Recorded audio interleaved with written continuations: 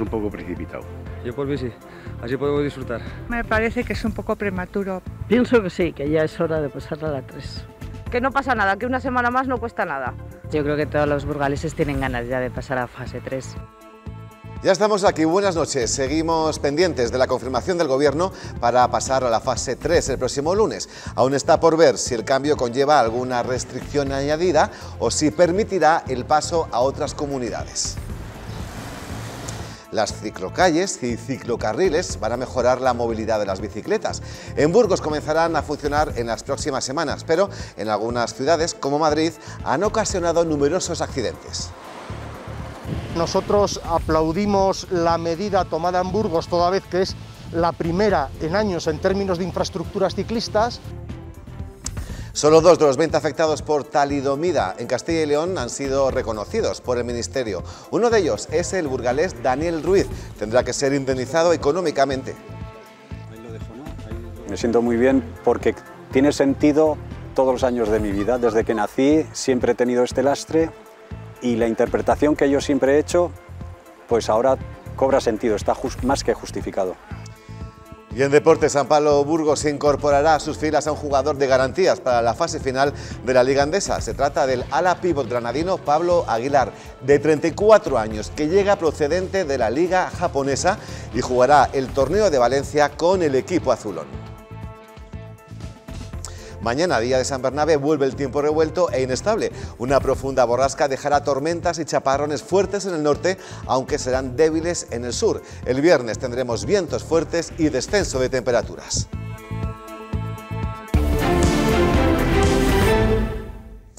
Y hoy nuestra mesa de actualidad está protagonizada por el exalcalde de Burgos, Juan Carlos Aparicio. Buenas noches. Buenas noches. A su lado se encuentra el decano del Colegio de Economistas de Burgos, Carlos Alonso de Linaje. Bienvenido. Buenas noches. ¿Cómo desescalados estáis vosotros ya, Juan Carlos? Bueno, yo sigo con la pena o la tristeza que tienen muchísimos burgaleses, supongo, de no poder tener ese contacto físico que deseo con mis hijos que están en Madrid, no digo con una hija que tengo en un país árabe, o no poder tener esa capacidad de movilidad y desplazamiento. Si alguien me pregunta por la fase, le haré una pequeña broma, espero. El tema no se presta a muchas bromas, pero pues con el humor, en este caso menguante, y el enfado creciente. Muy bien, pues buena forma de definirlo, Juan Carlos. Carlos, tu desescalada. Pues yo creo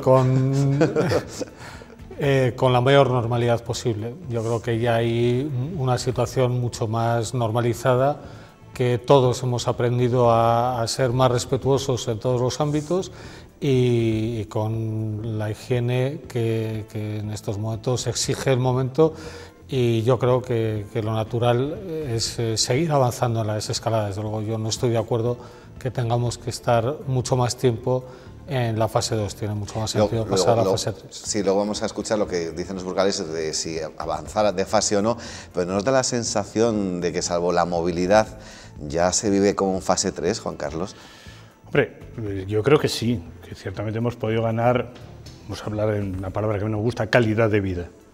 Tenemos cierta capacidad de poder acudir con más normalidad a los lugares que frecuentábamos, sea el comercio, sea un establecimiento de hostelería, pero es bien cierto que la sensación, en este caso, de angustia que se percibe en algunas personas también a veces contagia. Entonces yo creo que lo que no hemos podido sacudirnos, porque eso tampoco se puede hacer a golpe de boletín oficial, es en muchos casos el miedo y la tristeza. ¿Y Carlos, ya has ido de terraceo? Yo creo que uno de los elementos importantes es esto, es la posibilidad de acudir a locales de hostelería, que en la fase 3 pues yo creo que hay una distensión que en estos momentos yo creo es necesaria. Yo me deseo hacer una pregunta. ¿Por qué abrimos todo menos la universidad y la educación? ¿Qué pasa? ¿Qué es lo menos importante en España? Pues lo vamos a comentar junto con toda la actualidad del día en tan solo 3 minutos.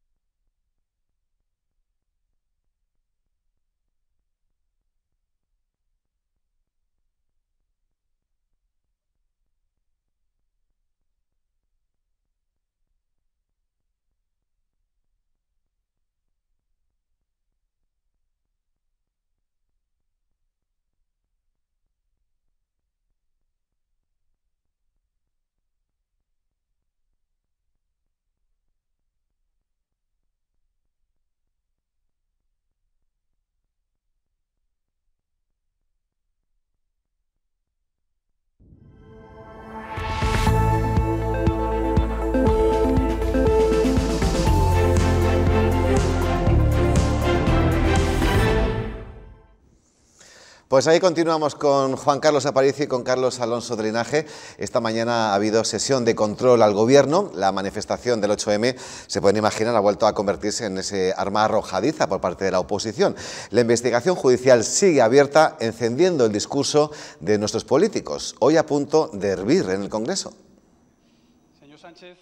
Pablo Casado afirma que si Pedro Sánchez no acepta las propuestas de pactos de Estado del PP, quedará muy claro para toda España que es usted y sus socios los que esparcen el veneno de la confrontación a todos los españoles. Eso es lo que ustedes han hecho, Silencio, utilizar el virus precisamente para derrocar al Gobierno de España. Ciudadanos reclama moderación ante las últimas polémicas que atañen a ministros. No va usted a llamarles al orden, no va a decirles nada, no va a bajar el tono de su gobierno. Hemos hecho un esfuerzo por consensuar, por acordar, por rebajar la tensión. Después sus ministros proponían citas de cafetería. Se están diseminando otro virus, la mentira de una España condenada al guerra civilismo y la involución. Tómese un café conmigo, con un par de horas por delante, acéptelo.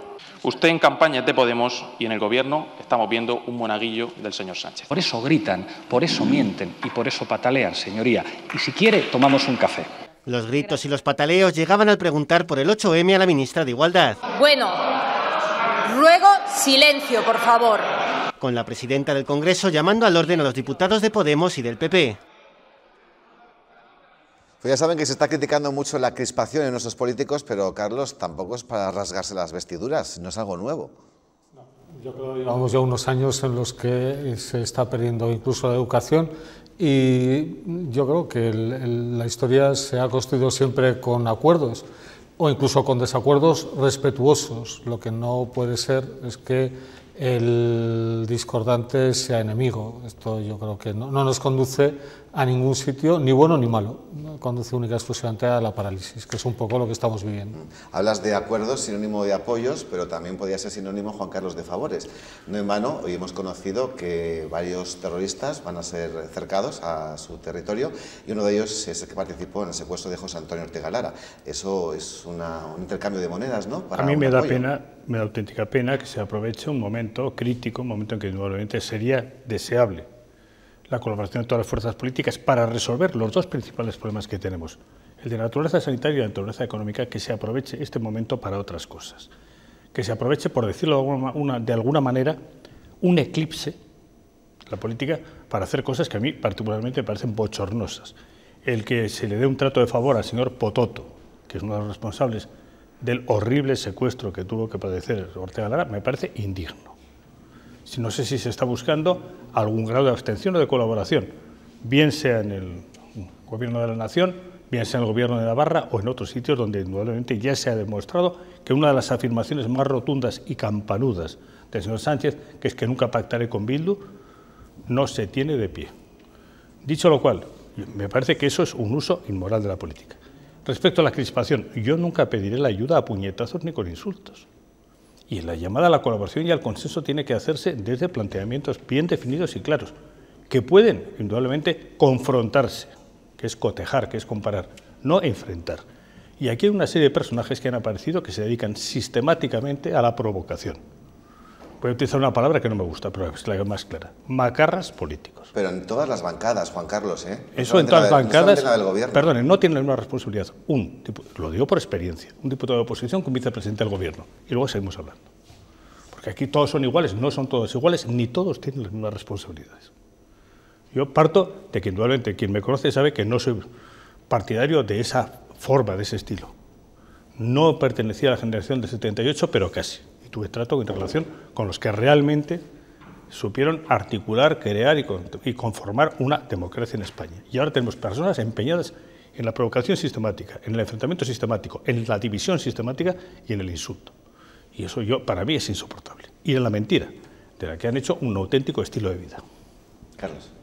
Sí, no solo eso, sino que además todo esto tiene una repercusión importante en la vida de los ciudadanos, porque no se nos puede olvidar que estamos en una economía que no está de equilibrio, que es deficitaria, que vamos a tener que incurrir en un déficit muy importante y que las medidas que se deben tomar, que muchas de ellas van a ser dolorosas, lo lógico es que se consensúen para que se mantengan a lo largo del tiempo.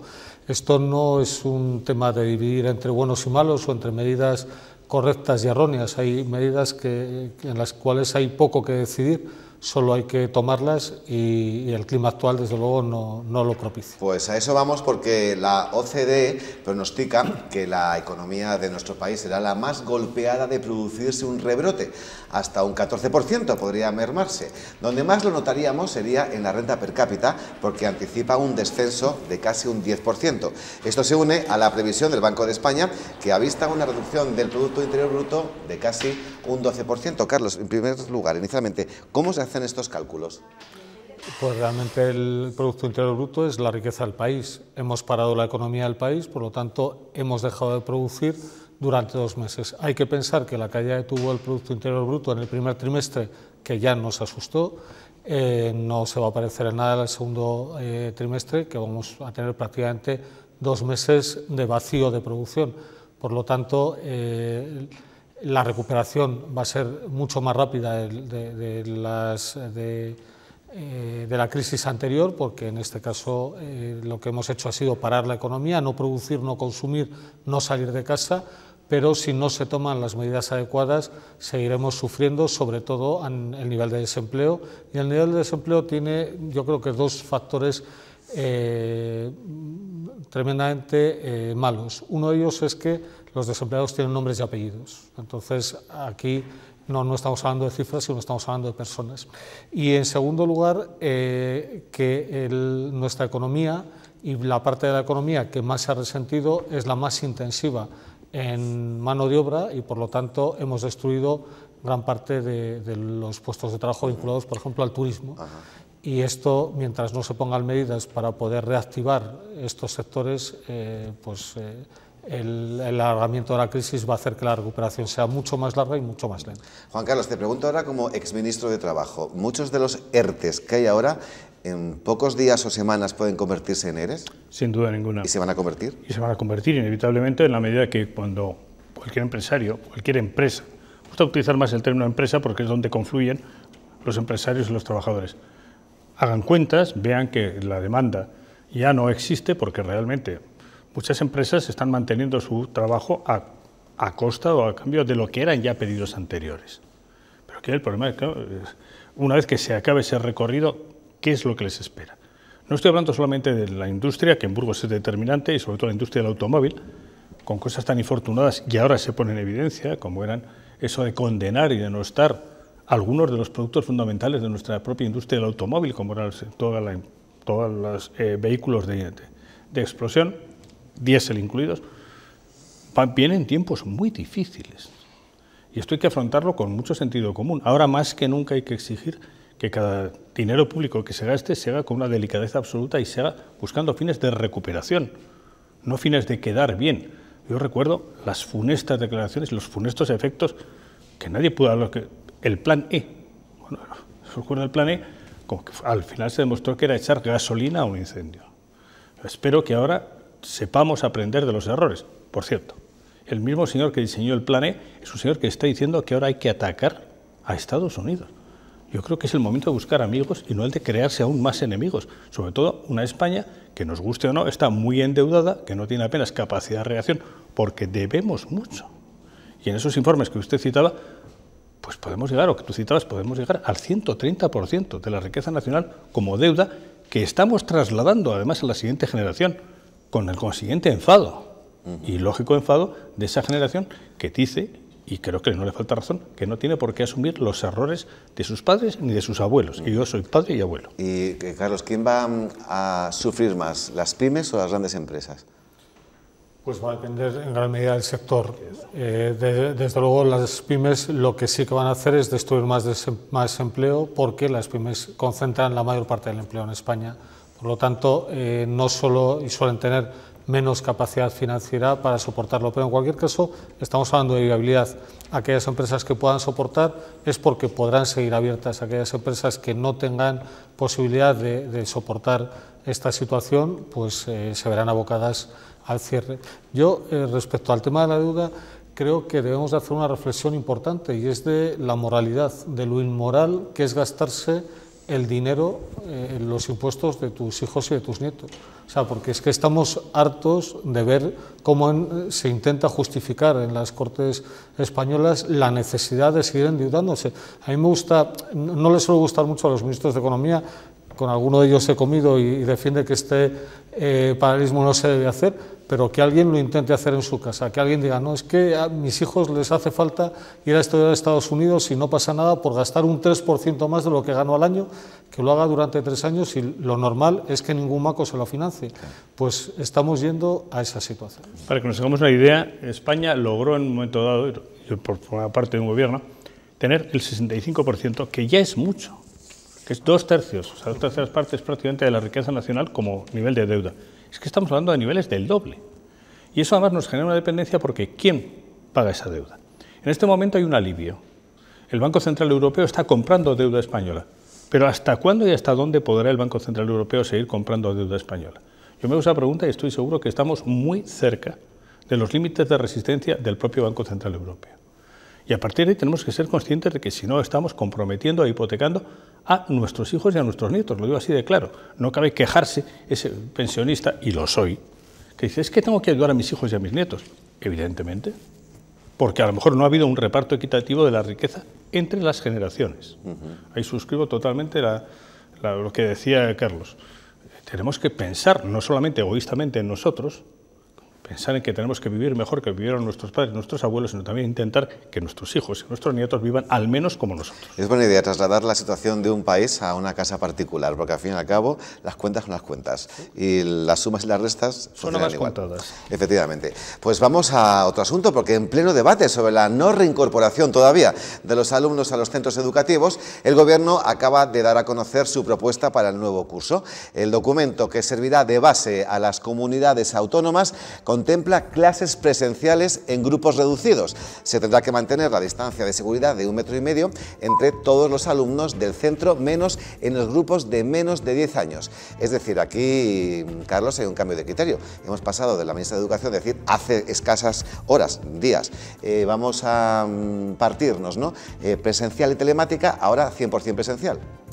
Bueno, yo creo que estamos ya acostumbrados a que, dependiendo del interés y de la acogida a la opinión pública, pues cambiemos por la mañana y por la tarde, o incluso, dependiendo de quién habla, de criterio. Da la sensación de que si el criterio es sanitario, es médico, no se debiera de cambiar, y si no, pues a lo mejor es que nos han tomado el pelo.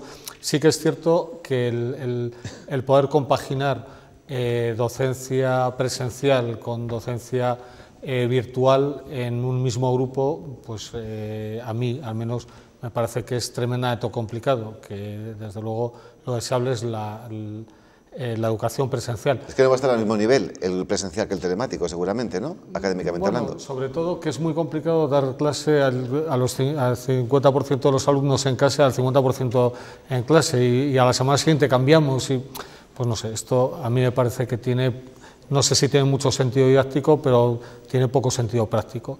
Y desde luego, bueno, pues creo que hay que esperar a septiembre para ver realmente cuál es la situación sanitaria, y a partir de ahí dejar de especular, porque esto lo que hace es generar expectativas que, tanto si se cumplen como si no, pues genera incertidumbre en la sociedad.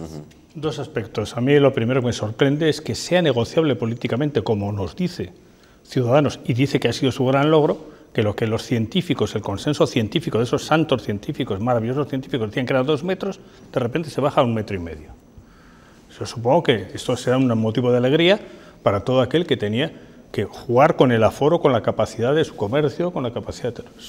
Pero supongo que si estamos haciendo caso a los científicos es para todo, no para cuando un rato les conviene y otro no. Y segundo, hoy oír a la señora ministra de Educación en una cosa que yo creo que no tiene otra palabra, lo siento, cinismo. No, en cuanto esto deje de ser responsabilidad mía, yo lo que deseo es que todo el mundo pueda ir a clase. O sea, dicho de otra manera, patada a seguir, que sean las comunidades autónomas las que hagan lo que crean que tienen que hacer. Si tienen medios suficientes para poder aumentar el número de alumnos, bien. Y si no lo tienen, me da exactamente de profesor, bien. Y si no, me da igual. A mí eso me parece de una desfachatez más que considerable. Si eres responsable de principio a fin. Y, claro, y la posición también del Partido Nacionalista Vasco me parece fantástica. Decir, sí, yo voy a aprobar todo aquello que no me sea aplicable a mí y que sea aplicable a los demás. Oiga, me parece que si la palabra solidaridad o la palabra Estado tiene algún sentido, es ir un poquito más allá de decir, no, como a mí no me afecta, y a los demás que les vayan dando buenas noticias o malas noticias. Siguiendo con educación, los profesores no pueden acudir a su centro educativo pues, sin tener un salvoconducto. ¿Y por qué un profesor o un alumno sí que puede entrar en un bar y no puede ir a su centro educativo? Es una reflexión. O niños, efectivamente. Es una reflexión que dejo en la mesa, básicamente. No, es que ni lo entiende nuestro amigo Rafael, ni lo entiende Carlos, ni lo entiende nadie. O sea, que un niño pueda acudir con cierta normalidad a los bares, a las terrazas y a los sitios, a los comercios, y no pueda ir al colegio. Eso me parece, y habrá que tomar todas las medidas. Soy el primero en que entiendo que si tenemos un bien precioso, por escaso, que son los niños, pues habrá que cuidarles y comprometerles. Pero desde luego, lo que se está haciendo ahora, dejar para el final la universidad, la educación, como si no tuviese importancia, y estar mucho más atentos a que, y soy aficionado, al fútbol y a otras cosas, creo que no lo entiende nadie. Yo creo que está dentro de esta idea generalizada de que hay aspectos que no pasa nada, porque si no se va a dar, pues no una prueba general, pero se va a tener en cuenta las notas de los 2 primeros trimestres y con esto vamos a hacer un mix y pasa a todo el mundo, pero yo estoy de acuerdo con Juan Carlos que estamos jugándonos la formación de las futuras generaciones y por lo tanto un elemento básico en el desarrollo del país. Carlos, tú que eres de números, voy a aprovechar tu presencia. ¿Por qué no cuadra el número de fallecidos que comunican las comunidades autónomas con los que comunica el Gobierno? Pues porque se hace el número para que dé el resultado deseado. O sea, tú dime el número que quieres alcanzar y yo haré los números para que dé ese número y no otro. Aquí se trata, no queremos pasar de los 30.000 fallecidos para no estar en las listas de los primeros en el mundo y haremos los números que sean necesarios y daremoslo el razonamiento. De hecho, hemos visto cómo se defendían detrás del parapeto de la Organización Mundial de la Salud y no tiene nada que ver lo que dice la Organización Mundial de la Salud con los números que se hacen en España y no pasa nada. Sí, pero luego la OMS luego volvió a recular y readaptó la cifra, nos la dio superior y luego creo que sí, reculó en unos Sí, pero el criterio es criterio. Sí, el criterio, claro. El 20 de abril, la OMS, la Organización Mundial de la Salud, decía que había que contabilizar los casos comprobados, los que había evidencia, y los que fuesen compatibles o sospechosos. ¿Con prueba o sin prueba? O sin prueba, porque evidentemente, como alguien dijo, si anda como un pato, se mueve como un pato y anda como un pato, lo más probable es que sea un pato. Bueno, para que nos entiendan. Esto me tiene absolutamente perplejo. Y eso está desde el 20 de abril, eso no es una noticia, es que ahora nos han comunicado. No, igual que el 25 de febrero el periódico El País publicaba a bombo y platillo que se avecinaba una gran pandemia mundial. Y hablo del 25 de febrero, fecha obviamente muy anterior al 8 de marzo. Bueno, eso lo decía un medio no dudoso. Y aquí la Organización Mundial de la Salud decía, cuéntense los que sean comprobados y los que sean directamente sospechosos. Bien, pues vamos al verdadero drama de esta pandemia. El 75% de los decesos de mayores de 65 años aquí en Castilla y León durante esta crisis se ha producido en residencias de ancianos. Así lo pone de relieve un reciente estudio que establece una comparativa entre los fallecimientos en geriátricos y en hospitales. La mayoría de las muertes de personas de más de 65 años durante la pandemia se ha producido en las residencias y no en los hospitales. Según un estudio de la Deusto Business School, en 9 comunidades autónomas, más de la mitad de los decesos de ancianos se dieron en estos centros. Donde más, en Aragón. Allí el 90% de los mayores falleció en su residencia. Le sigue La Rioja con el 87% y Castilla y León con el 75%. Con datos a 4 de junio, el informe recoge más de 3.400 ancianos fallecidos en nuestra comunidad. De ellos, casi 2.600 murieron en la residencia. Le siguen Navarra, Cantabria y Extremadura con más del 60% de los fallecimientos en geriátricos. En cambio, Madrid se sitúa en la media nacional. El 45% de los ancianos murió en la residencia. El estudio ha cruzado los datos facilitados por las comunidades autónomas con los de los registros civiles. Desde el 13 de marzo hay 40.700 ancianos fallecidos más que el año pasado, casi 20.000 en residencias.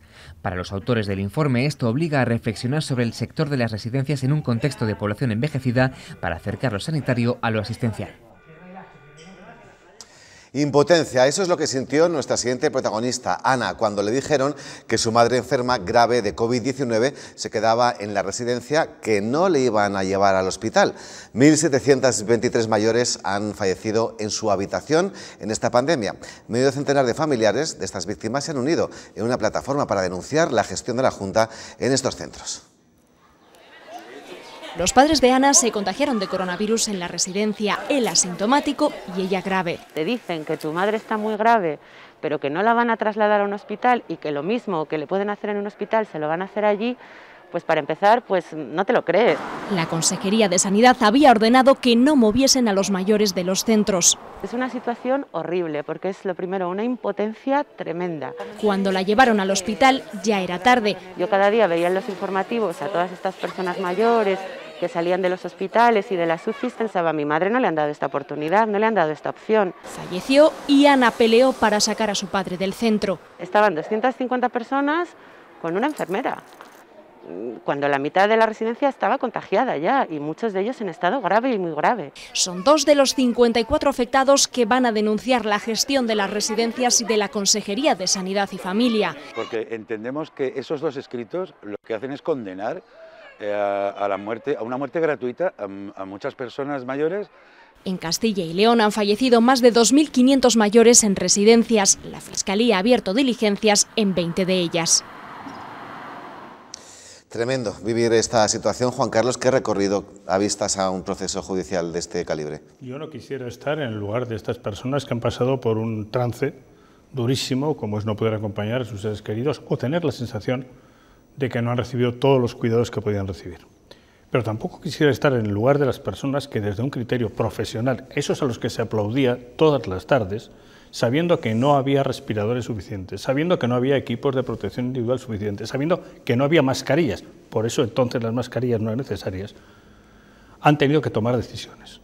No me gustaría estar ni en el lugar de los unos ni en el lugar de los otros. Y este momento yo creo que es un momento también de hacer reflexión. Ahí sí que voy a dar la razón a los que dicen, bueno, tiempo habrá de ir depurando responsabilidades. Por vía judicial me parece muy difícil que se pueda culpar penalmente a alguien que lo que está haciendo es o decidir si una persona puede tener, y puede acertar o equivocarse, tratamiento. Hemos visto muchos enfermos de COVID que han tenido tratamiento en su domicilio. Y, no, por volver a los conceptos más elementales, pero a veces hay que recordarlos, ni una residencia es un hospital, ni un hospital es una residencia. Yo creo que eso también debe tenerse en cuenta a la hora de tomar decisiones, y no me gustaría estar en el lugar, por supuesto, de esas familias a las que envío todo mi cariño y mi solidaridad, porque eso tiene que ser terrible. Yo tuve a mi madre recientemente, falleció hace un año, y tuve, aquí sí que es muy entre comillas, la fortuna de que no tuve que pasar por situaciones como las que han vivido ellos. Pero también he visto el cariño y el cuidado con el que se les trataba y el interés que ponían las propias residencias. Yo insisto, y tampoco me gustaría estar en el lugar de ese médico responsable de un servicio que tiene que elegir, que tiene que decidir si hay 8 respiradores, quiénes son los 8 que tienen que decidir, que tienen que recibir asistencia. No me gustaría estar en su lugar de ninguno de los dos. Pido comprensión para los unos y para los otros. Carlos. Yo estoy en la misma situación. Realmente ha sido un momento en el que ha superado la capacidad del sistema y es tremendo.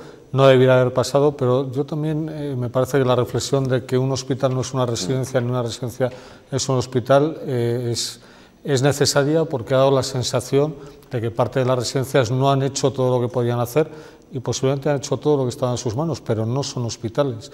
Entonces lo que hay que hacer primero es aprender para que no vuelva a suceder y después pensar que en un momento determinado, cuando alguien decide, lo hace con la mayor profesionalidad y con el mayor deseo de conseguir el mejor objetivo para la sociedad en su conjunto. Me consta porque he tratado a médicos y a enfermeras que muchas decisiones las han tomado con harto dolor de su corazón.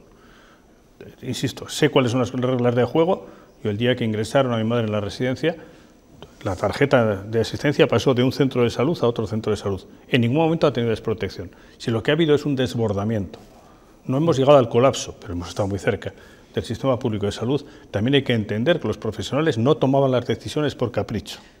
Bien, pero también hay residencias que restringieron las visitas de personas, de familiares, antes de que estuvieran obligados a hacerlo. Conviene recordar que la primera comunidad que tomó esa medida fue Madrid, porque aquí se está olvidando. Y conviene recordar que en esto no se trata de reprocharse ni echarse como si fuese un arma arrojadiza el número de fallecidos.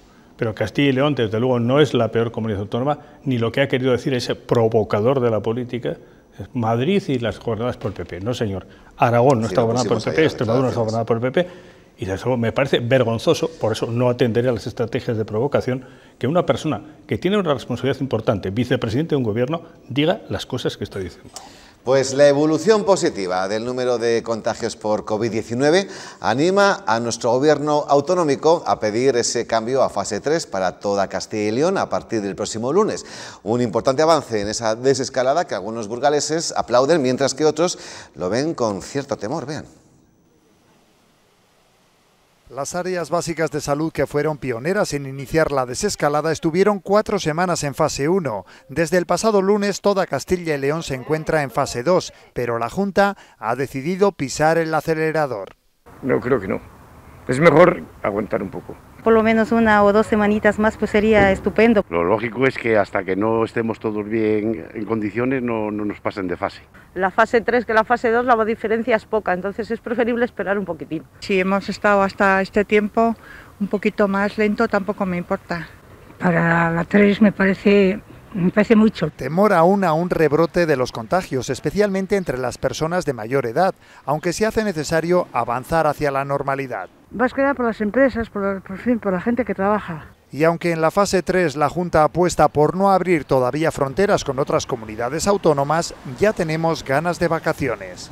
Claro, naturalmente. Yo tenía que haber ido de vacaciones allá a Alicante y no he podido.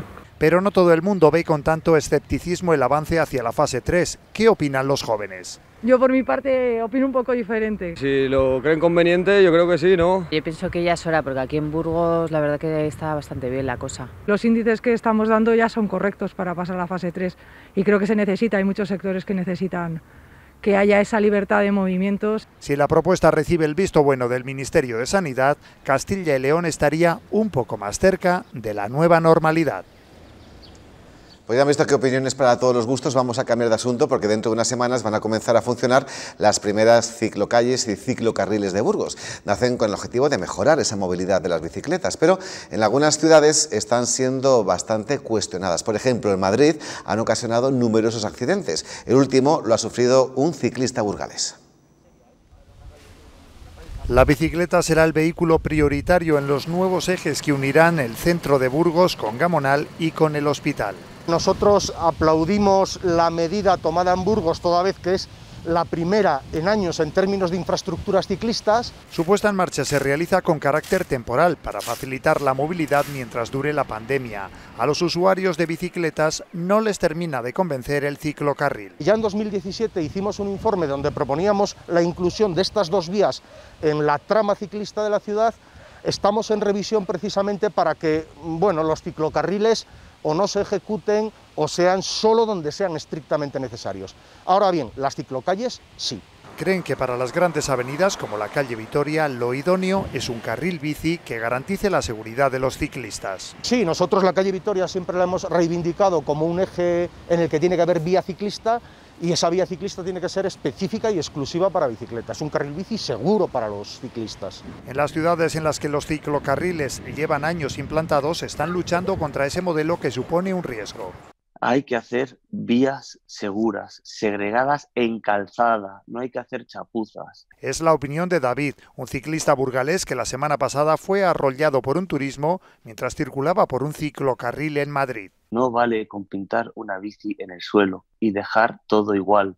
Eso no vale. Yo se lo pido al alcalde de Burgos que no haga el error que está ocurriendo en ciudades como Madrid. El accidente se produjo cuando regresaba a casa tras participar en una movilización para exigir otro modelo de movilidad más seguro para los ciclistas. Por suerte, su estado no reviste gravedad.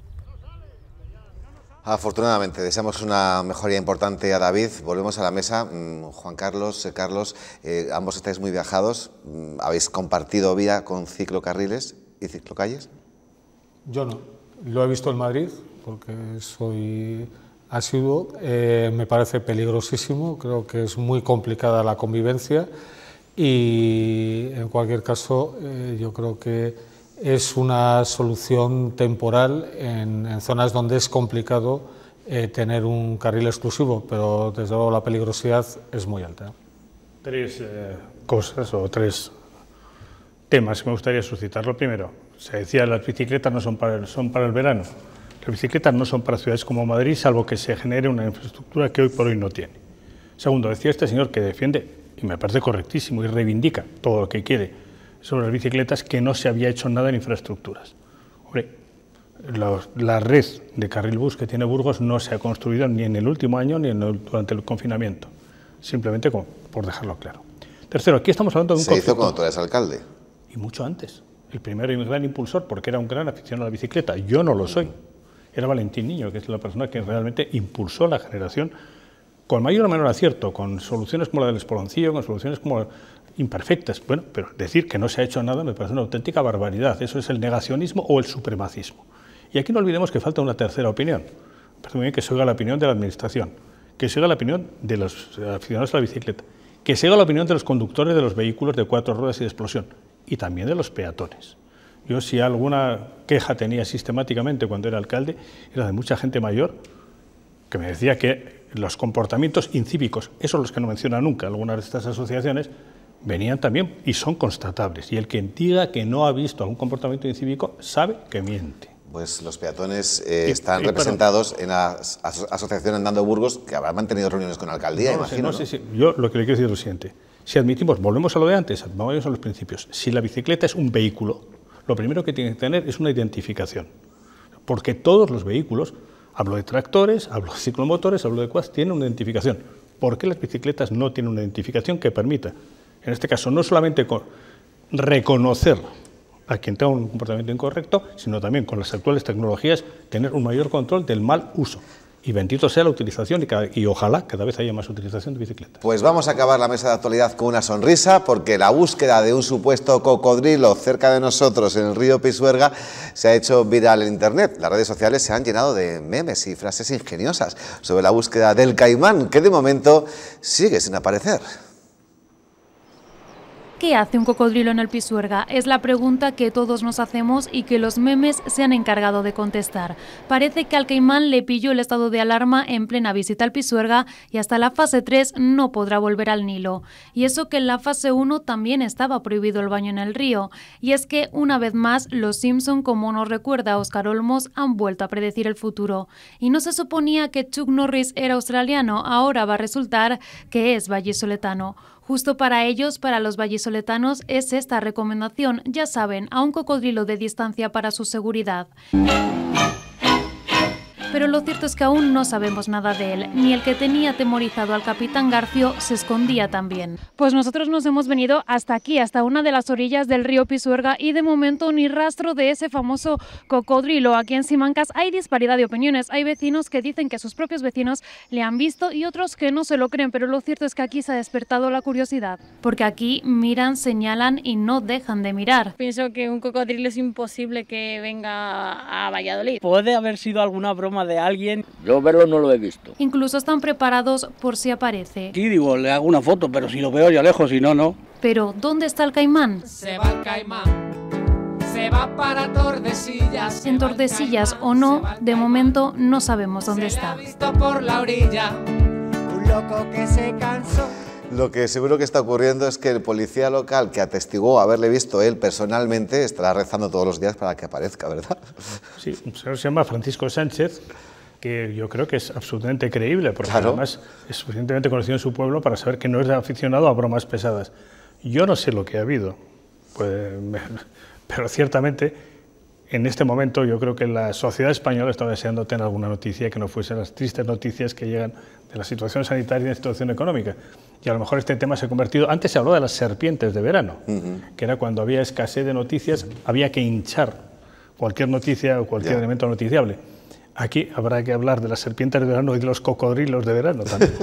Lo cierto es que ese tipo de informaciones ponen a prueba el ingenio de tanta gente, ¿verdad?, en redes sociales. Sí, y además da, yo creo que cierta capacidad de olvidarse del día a día y yo creo que esto es una buena prueba. Pues hasta aquí nuestra mesa de actualidad. Juan Carlos Aparicio, Carlos Alonso de Linaje, mil gracias, buenas noches, hasta la próxima. Seguimos con más noticias. El fiscal va a presentar un recurso de casación ante el Supremo para que se revoque la sentencia del caso Arandina. Entiende que no se ajustan a derecho las condenas interpuestas a Carlos Cuadrado y Víctor Rodríguez. El fiscal cree que hubo una aplicación indebida del atenuante de la cercanía de edad o el grado de madurez con la víctima. Sin embargo, no entra a rebatir la calificación del delito de abuso sexual ni tampoco la absolución del tercer acusado, Raúl Calvo. Y la Policía Nacional desarticula 2 importantes puntos negros de tráfico de drogas en la ciudad. 3 personas han sido detenidas. En una casa de la zona de Lavaderos se intervinieron 1.600 gramos de speed, 18 de marihuana y 37 de hachís, y una plantación indoor de marihuana. El otro punto de droga estaba en Gamonal, donde se incautaron 156 gramos de cocaína, 10 de hachís, 1.106 de marihuana y 421 euros en efectivos, así como 2 vehículos. Hay más noticias, 3 minutos y volvemos.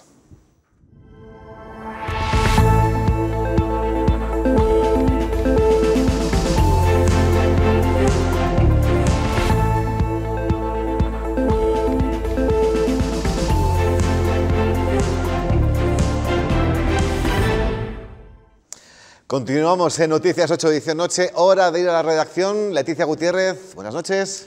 Buenas noches, Rafa, ¿qué tal? Muy bien, gracias. Vamos a hablar del Hospital Universitario de Burgos, ya que dispone de máquinas expendedoras de mascarillas. ¿Cuántas hay? Bueno, pues el Hospital Universitario de Burgos tiene ya a la disposición de todos los pacientes del centro 4 máquinas expendedoras de mascarillas. Este proyecto lo han llevado a cabo la empresa Urcotronic y la Asociación Regional de Empresas Operadoras de Castilla y León. Comenzaron a trabajar en estas máquinas al inicio de la pandemia con el objetivo de dar respuesta a la demanda de mascarillas y que las visitas al hospital sean más seguras y posibles gracias al uso de estos utensilios. Ajá. Y Leticia, tenemos pendiente actualizar datos sanitarios, pero antes, ¿qué pasó con esa denuncia de UGT donde advertían que al personal de limpieza del UBU no le habían hecho la prueba para ver si tenían la COVID-19? Bueno, pues parece que esta denuncia ha surtido efecto y la gerencia del Hospital Universitario de Burgos se ha comprometido desde hoy mismo a realizar esas pruebas a todo el personal de limpieza del Hospital Universitario y también del Divino Valles para detectar posibles casos de coronavirus. Así, de esta forma, sale adelante la denuncia que UGT realizó la semana pasada ante los medios de comunicación y que iban a elevar también a la Inspección de Trabajo y a los tribunales. El sindicato ha mostrado su satisfacción por este cambio de postura de la gerencia del UBU y dicen que estarán alerta para que se realice de forma rápida y efectiva. Y vamos, si te parece ya, a saber los datos ofrecidos por la Junta de Castilla y León. Actualmente hay 2.948 casos confirmados de coronavirus, ninguno diagnosticado por PCR en las últimas 24 horas, aunque la Consejería sí ha notificado 3 positivos atrasados. 10 personas se encuentran hospitalizadas en planta, hay 2 en la unidad de cuidados intensivos y se ha dado el alta a 955 pacientes. Eso sí, en las últimas horas también hemos tenido que lamentar un fallecido, esta vez en el Hospital de Burgos, sumando ya un total, Rafa, de 214 muertes. Leticia Gutiérrez, muchísimas gracias. Mañana vienes también, ¿eh? Aquí estaremos. Buenas noches. Adiós. Ya queda menos. Ahora no debemos parar. Estamos comprometidos contigo. Gracias por estar ahí. Gracias por elegirnos. Gracias. Seguimos adelante.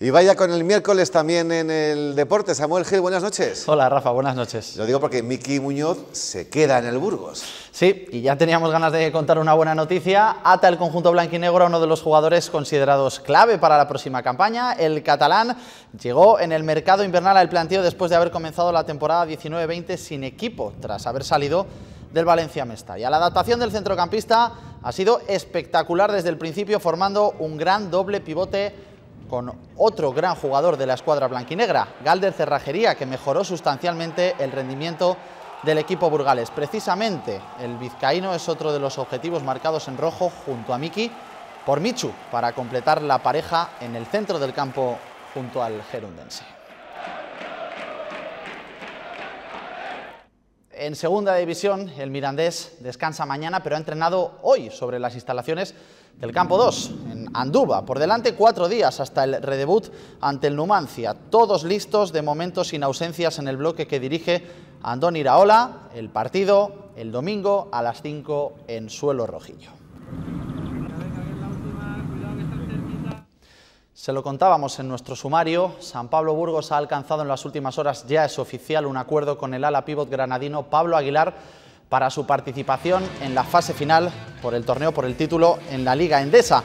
El granadino tiene 31 años y una completísima trayectoria en el baloncesto español europeo, formado en el Real Madrid, ha jugado en Granada, Zaragoza, Valencia, Tenerife o Gran Canaria en España y militaba actualmente en el Kawasaki Brave Thunders de la Liga japonesa. En su palmarés cuenta con un oro europeo con la selección española en 2015 y una Eurocup con Valencia en 2014. Además, medios franceses apuntan al posible interés burgalés en el alero canadiense del Estrasburgo, Thomas Scrub. San Pablo parte mañana hacia Valencia a las 4 menos cuarto de la tarde.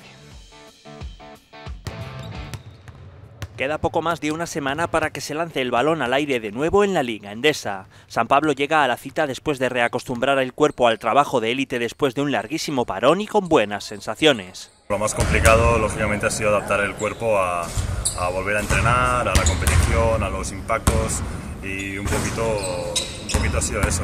Veníamos de un gran tiempo parados. Más que en verano, porque en verano como mínimo puedes salir de casa. Esta semana ha servido para mejorar muchas cosas. Estamos entrenando en grupo ya, en contacto, como todos sabéis, y alternamos sesiones de carga física con sesiones de pista. El equipo pondrá rumbo el jueves a tierras valencianas para iniciar allí la concentración de una semana establecida por el protocolo de competición de la Liga Endesa. El formato del torneo abre el margen a la sorpresa. Aunque el cartel de favoritos lo siguen teniendo los colosos como Barcelona y Real Madrid, en esta modalidad aumentan las probabilidades de dar más de un susto. Lógicamente Barça, Madrid, estos equipos de por arriba pues parten un poco como favoritos, pero bueno, partido único, yo pienso que no hay más favoritos que otros, que tenemos la oportunidad de ganar a todos, igual que ellos tienen de ganarnos. Es un formato muy atractivo en este aspecto. El debut de los de Peñarroya será el día 18 a partir de las 9:30 frente al Casademont, Zaragoza. Se lo contábamos ayer, el balonmano español afronta importantes cambios en cuanto a su formato de competición de cara a la próxima temporada y este formato no convence a todos los clubes. Pero hoy hemos hablado con el presidente del Villa de Aranda. Eusebio Martín tiene clara su postura y se centra en problemas más graves. La Real Federación Española de Balonmano ha presentado una propuesta para reestructurar la Liga Sobal la próxima temporada. Se dividirá en 2 grupos de 9 equipos para reducir el número de partidos y posteriormente disputar unas fases por el título y el descenso. El Blasgón y Bodegas Ceres Villa de Aranda era más partidario del formato tradicional, pero ve otra problemática más grave para sus intereses. Para nosotros, insisto, sería mucho mejor la de Liga de Todos, ¿no? Porque evidentemente a nosotros nos viene mejor, por ejemplo, el simple hecho de que todos los equipos de Castilla y León puedan competir con nosotros. Pero más allá de todo esto, nuestra preocupación va más en la línea de saber cómo y cuándo podrán empezar a acceder los aficionados a los partidos. El club es realista y acatará la decisión que se tome. Nosotros no participamos en estos momentos en la asamblea porque no tenemos representación, y por tanto lo que parece lógico es aceptar el planteamiento que se haga. Insisto, no es una decisión fácil. Nosotros entendemos que cualquiera de las opciones no son fáciles de tomar, pero acataremos evidentemente la que resulte. En caso de que se apruebe, Aranda se cruzaría con Barcelona, Logroño, Cuenca, Nava, Guadalajara, Benidorm, Cantabria y Cangas. En ciclismo, el proyecto del Casa Dorada se ha visto obligado a dar otra vuelta de tuerca más. La pandemia del coronavirus ha obligado al equipo que dirige Íñigo Cuesta a conformarse con la categoría continental. Esperan tener todo en breve para volver a la carretera los días 22 y 23 de junio. Es todo, Rafa. Gracias, Samuel. Hasta mañana. Buenas noches. Hasta mañana. Vamos con la previsión del tiempo. Mañana, día de San Bernabé, vuelve el tiempo revuelto.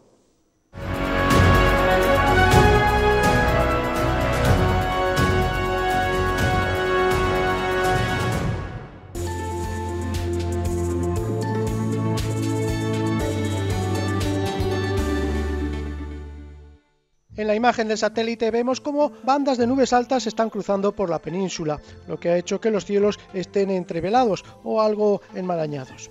Y para mañana, en la situación prevista, vemos cómo, ojo, una profunda borrasca se coloca justo al norte de la península, en el Cantábrico, manteniendo una entrada de vientos húmedos del Atlántico y un frente frío que estará cruzando el norte. Mañana, por lo tanto, será una jornada de tiempo lluvioso. Por la tarde, tormentas fuertes en el Cantábrico con chaparrones acompañados de tormentas. Vuelve, por lo tanto, el tiempo inestable.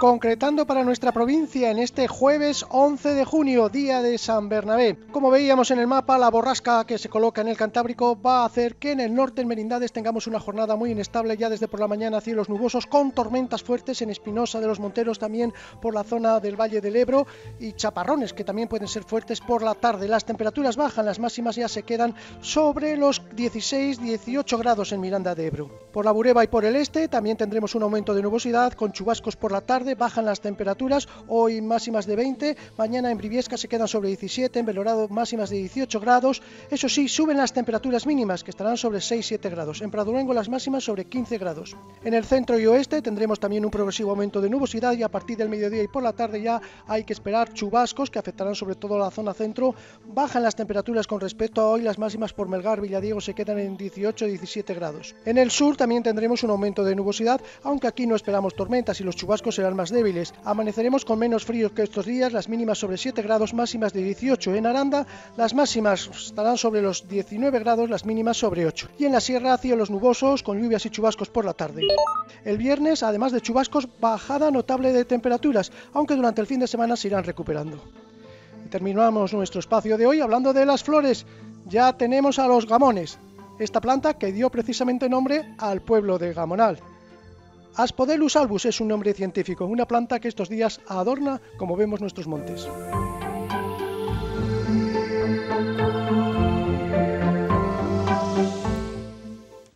Y ya nos marchamos, gracias como siempre por informarse con nosotros con la 8, descansen y si quieren, mañana más, adiós.